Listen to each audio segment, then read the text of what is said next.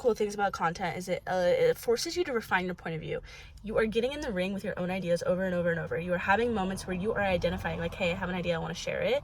And that signal of like, oh, I have something I want to share. Being in that state of openness and like channeling and also just honesty of like, I'm going to notice these moments and act on them refines your point of view, and it refines your perspective and vision. And for me, that's a self-actualization that's a self-actualization exercise. And for me, a lot of value has been honestly in me just getting more general confidence in myself and my abilities and just like my voice and learning how to be a better communicator, learning how to be a more effective communicator. But also it's in collecting these little moments and theses on life that I can then apply to my real life and my real world. And I think I've experienced this with content, I've experienced this with writing, I've experienced this with painting, I've experienced this even in my exploration of business. Like all of it is kind of the same, it's different mediums of the same thing. And as I pursue my life's work, as I build who I am and become who I am and contribute to the world in different ways, using the tools, whether it's your journal or social media or a pen and paper or a paintbrush and a canvas, like those creation tools, and I know I'm being lofty, but they help you refine your thesis. And like when I say thesis, it's not like I'm writing a research paper, and I have done that. But it's about collecting little theses that build your world, like different perspectives, different points of view that you can then apply to your work and then create something out of it. You can make a business out of a thesis. You can make a collection of paintings. You can make an actual thesis, a written research paper that's like arguing something or showing evidence to support an idea. You can build a collection of books or personal essays that then contribute to like sharing your worldview in a way that helps other people. And I think I am in a era where I was feeling really, I would say in the last couple months, I was feeling very lost in the sense of like, I didn't really know what my niche was. I didn't really know what my purpose was. I didn't really know, not my purpose, but like, I didn't know what my purpose on the internet was. And I didn't know what my value to provide through this medium was. Like I was doing it and it felt good and I was having fun with it, but I wasn't understanding like how to position myself in a way that was like, okay, this is what makes sense for other people, this is what the people want to see, kind of deal. And doing it over and over and over like slowly collects those moments over time that then allow you to build those little moments, like those little perspectives and points of view that you, through pattern recognition and communicating your ideas over and over, they start to clean up and they start to get more specific, and it starts to be like, okay, this is my take on something and this is what I'm passionate about and this is why I'm passionate about it, because through my own lived experience I have generated outcomes through this tool, or I have like learned something that has allowed me to come to this conclusion. And conclusions are not like a single day, it's not a single moment, it's not a single morning, it's not a single painting, it's not a single like anything, it's not a single conversation. It takes years or months or weeks. It's a different amounts of times every time. I'm getting crazy, but it takes different, it takes more time than just like deciding in a moment. And you can decide in a moment that you want something for yourself, but to create the actual like relationship with the work, the depth with the work, the value and like true meaning behind the work that you're doing, to create a full body of work, to build a world, takes time. And I want to take my time. Anyways, me ranting once again, but I've been really interested in the concept of world building. I'm really interested in the concept of just expressing myself and being really honest and raw and letting it be messy. And I think as I've been going through this, I've learned more and more that I have these little theses and these little points of view that kind of come to life through expression.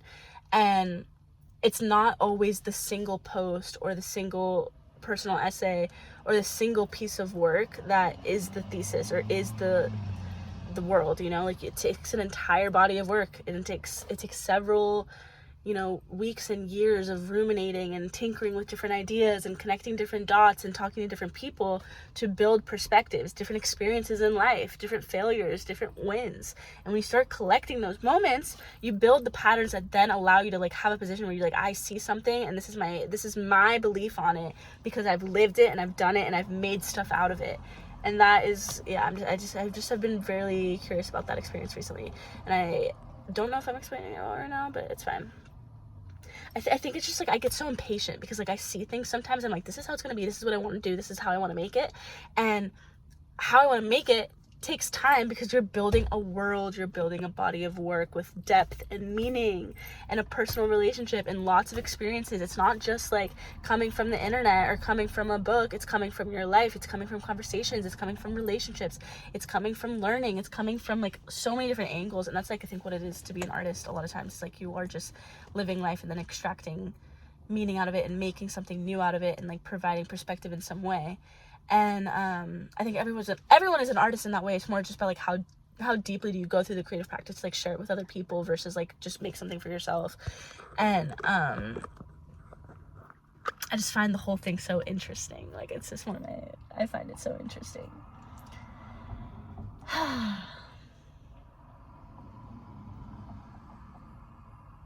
Yeah, life is so cool and fun.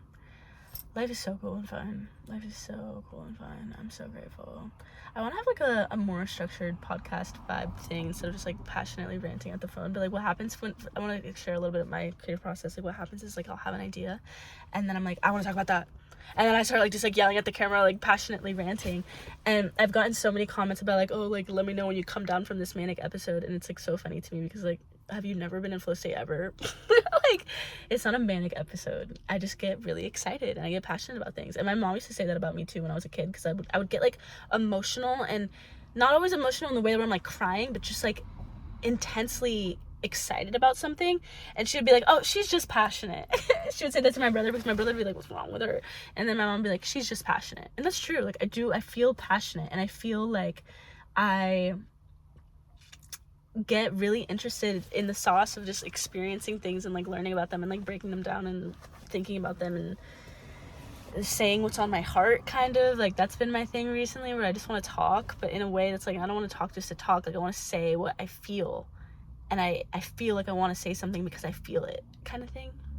And I think I bottled myself up for so long, and I was kind of a people pleaser growing up, and I was very like perfectionist, and I would trap myself in these expectations that I made. Like that was definitely something I used to do, and I'm kind of growing out of like I want to just feel and be who I am and do what I want to do and make the things I want to make because I feel it and I sense it, and like it's a co-creation relationship with God and the universe, and just like things of where I want to be and how I want to contribute, and for that reason I will do them, you know? Maybe you don't know. I don't know. And it's not manic. it's like flow state. Like I feel like I get into a moment where I'm in the flow, and that to me is so special, and I love it. And I'm so grateful that I have that experience. And I'm so grateful that there's so many tools to explore it. Like you have social media, you have, you know, your relationships and like conversations with friends where you have a really great conversation where you're just like going into it and like getting really dynamic and asking questions and like learning about someone else's perspective, and that takes you somewhere. And then you'll have like your relationship with spirituality, or going on a walk, or fitness, or putting yourself through physical strain. You'll have painting, you'll have drawing, you have film and music. Like, there's so much art everywhere, and life is so artful and meaningful and potent, and I get so excited about it, and I just talk in circles all the time, but I'm just so grateful. Like I could cry. Anyways, love you guys.